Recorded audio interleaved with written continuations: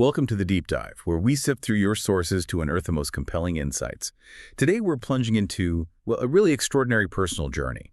It's about a man's unexpected shift from pretty solid skepticism to a profound belief in the supernatural. We're diving into excerpts from Gary Jansen's book, Holy Ghosts. It's a narrative that kind of weaves together personal tragedy, spiritual awakening, and some, frankly, startling encounters with the unseen. It is a truly gripping story, and what's really fascinating is how this man's, conventional Catholic faith gets fundamentally challenged, all by a series of things happening right in his own home, things he just couldn't explain. So our mission in this deep dive is really to unpack his experiences, look at the Catholic perspectives he discovers, which are quite surprising, and think about what these bumps in the night, so to speak, might reveal about reality and belief itself. Okay, yeah, let's unpack this.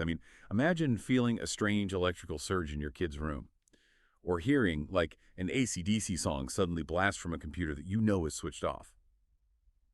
For you listening in, this deep dive is maybe a shortcut to understanding how really personal experiences can reshape a whole worldview, how they can challenge those purely scientific explanations, and maybe, just maybe, bridge the gap between the everyday and, well, the miraculous. So our journey with Gary Jansen kicks off with this moment of quiet thought, really. He describes himself as a devoted, albeit greatly flawed, Catholic, and he's an editor, works with religion and spirituality texts. And he's just contemplating the silent, unseen world inside his own body, It's the heart beating, blood flowing, all this stuff happening without him thinking about it. And it leads him to this pretty startling question. If all that invisible stuff is happening inside us, couldn't there also be an invisible world of spirits, like less than an inch away from our physical existence? That connection he makes is really striking, isn't it, between the internal, silent body processes and the potential for an external, invisible spirit world. It does make you wonder, if our own basic biology is mostly imperceptible to us day to day, why would we assume a spiritual world would be obvious?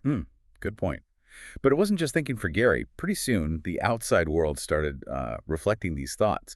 This was March 2007. His house on Long Island, built 1904, barely had a past as a hippie commune, family legend said.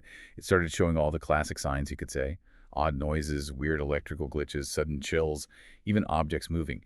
And early on, he felt this really distinct thing, an electric hand rubbing the length of my back. And I'm like, Yeah. a million little bugs crawling. Yeah, it's easy to brush that off, right? And he did, at first. Stress, the weather, whatever. Absolutely. That initial dismissal, it's so common. It really highlights how we as humans try to find a rational box for everything unusual. But Gary's experiences, they just kept happening. They got too frequent, too specific to just ignore anymore. And crucially, this was all happening around the same time as a deep personal loss. His wife, Grace, had suffered a miscarriage on March 7th, 2007. Right, March 7th. And that date, it's spooky. It actually keeps popping up in the story.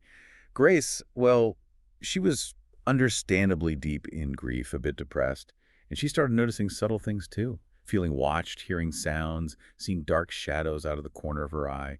She also put it down to stress, or maybe pregnancy hormones lingering. She had this belief, that her deceased father, Bert, who she'd actually seen standing by his coffin at his funeral, she believed he was her guardian angel.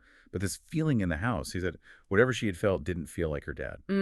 That's telling. It wasn't a comforting presence. It was something else. Now, Gary's skepticism wasn't new. As a kid, okay, he loved Casper the Friendly Ghost, but later he was all about Scooby-Doo's philosophy. There's no such things as ghosts, and definitely there's always a logical explanation. Catholic school, he said, kind of reinforced that. Only one ghost that mattered, the Holy Ghost. Yeah, it really shows how those early influences, cartoons, school, religion, can build up that resistance to the supernatural, can't they? But if you look into his family history, there's actually a much earlier connection to this kind of thing. Through his mother, he called her a suburban mystic. Oh, wow. Really? Yeah, she consistently reported having visions, seeing Jesus, her own deceased grandfather. She even told Gary when he was just 7 about a ghost woman in their house, standing by the window looking for someone. Whoa.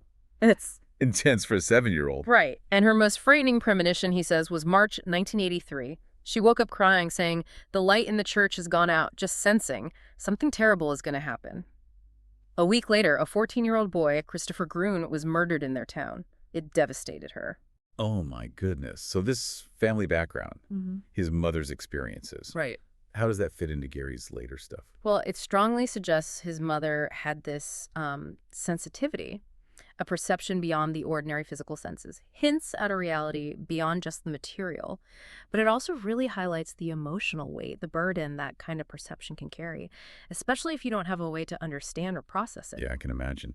So, faced with his own escalating experiences, Gary does what makes sense for him. He turns to the Catholic Church for answers. He digs into the modern Catholic dictionary by a Jesuit priest, John Hardin. He admits he was pretty skeptical he'd find anything useful on ghosts. Figured the church would just dismiss it. But then, bang, he finds a sentry. Ghost. A disembodied spirit. And it says Christianity believes that God may, and sometimes does, permit a departed soul to appear in some visible form to people on earth. And their purpose. Usually to teach or warn or request some favor of the living. That must have been quite a shock, finding that official acknowledgement. But, for many people, there's still maybe a perceived gap between, say, a disembodied spirit and a full-on haunting with things moving, right? What's key here is that Hardin's work clarifies the church does recognize these spirits, plus angels and demons, not just as metaphors, but as, and this is a direct quote, living and very powerful presences in our world today capable of influencing us.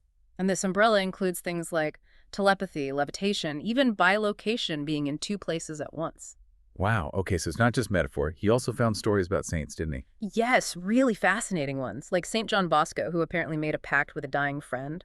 The friend promised to return from the afterlife if he could, and supposedly did, with this terrifying, rumbling, spectral visit.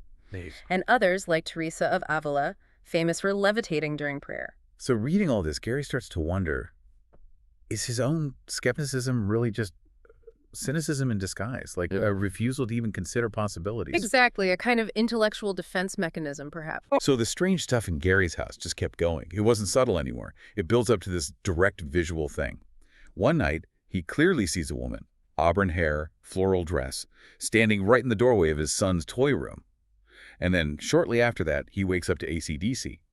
Hell's bells! Blasting from his computer. And he feels that familiar electric surge again, just as the lyrics, I'll give you black sensations up and down your spine, are playing. I mean, talk about pointed. Yeah, that's pretty direct communication, isn't it? At this point, the emotional impact is just undeniable. These personal, visual, auditory things, they force a confrontation. It's not abstract anymore. It's right there, demanding attention. And things still escalated after their second son, Charles, was born. And get this, his due date was March 7th, 2008. That date again. Wow. Yeah. He starts getting doorbell rings, middle of the night, nobody there. One night, he's just had enough. He goes outside, yells into the empty street, leave us the hell alone. But then this leads him to this really troubling thought. Remember Peter Smith, the guy who died in a car crash on March 7, 2007? Yes, the same date as the miscarriage. Right. Gary had apparently made some kind of flippant and stupid remark about him earlier. And now he's wondering, did his own angry words somehow curse or trap this guy's spirit in his house? He actually prayed for forgiveness to Peter Smith. That idea that words have power. It's ancient, isn't it? You see it across cultures, things like the Malakio, the evil eye, or even in Judaism, the sacredness of God's name. It forces you to consider the maybe energetic impact of our thoughts and emotions, intended or not. So finally, she takes a friend's advice and calls Marianne Winkowski, the ghost talker. And her phone reading is just astonishingly accurate. She immediately confirms details Gary hadn't told her, like a yellow room with no closets. That was his son Eddie's room. She mentioned his sister Marianne having a childhood injury right there. And she brings up Merrick, which was the town Peter Smith was from. The level of specificity there is what's really compelling, It validates all those things Gary had been experiencing and suspecting. And she identified two spirits clearly. One, an older woman, low energy, named Hannah Jane, but people always called her Jenny, died in 1899, apparently looking for someone. And the second, the younger man, Peter Smith, described as a bit of a troublemaker. And Marianne tells Gary, Peter is standing right on top of you now, just as Gary felt that electric surge again. Unbelievable. And she even pinpointed where Jenny was buried, Greenfield Cemetery, which turned out to be only 5 miles away. So what did Marianne tell him to do? Her advice was pretty straightforward. First, don't talk to the ghosts, she said, that gives them power. Instead, she recommended smudging the house, using sage and sweetgrass. She explained it calms spirits down, basically drains them of their energy. It's going to help them cross over. Okay, smudging, like cleansing the space. Exactly. He had to outline all the windows and doors with the smoke while saying the Lord's Prayer. She also recommended a sea salt spray for corners, and especially for secondhand objects, because, as she put it, When we bring in other people's belongings, we sometimes bring in pieces of them too. That idea of residual energy, clinging to objects or places, you hear that in a lot of traditions. Yes, it's quite common. And the idea that smudging helps spirits cross over, it gives the living person, Gary in this case, a role to play. It's an active way to help facilitate a peaceful transition for these departed souls. Did this smudging work? Did he notice anything? Oh, yeah. He said it had immediate effects. The sage stick would actually go out, extinguish itself whenever he hit the areas where the spirits were felt most strongly, like it was interacting with them. Wow. And the final step she gave him was maybe the most unusual. He was to escort Jenny and Peter to a local funeral home, Mackin Mortuary, which was literally right across the street from his house. Escort them. During an actual funeral service happening there, Marianne's belief was that the sort of white light or energy surrounding a new death acts like a portal, a doorway to the other side that other waiting spirits can use to cross over. So he literally walked them across the street during someone else's funeral. Essentially, yes. It's such a powerful image, isn't it? A deliberate, compassionate act of release, guided by her very specific understanding. And what happened after? After they supposedly left, the house just felt quiet. A profound quietness Gary said he'd never experienced there before. And his son, Eddie, who'd been scared and refused to go into his room, now he was happily playing in there again. That's incredible. Yeah. And Gary had this realization. The whole past year, it hadn't really been a haunting. It felt more like a miracle unfolding. A difficult one, but a miracle nonetheless. Hashtag outro. So Gary Jansen's story. Yeah.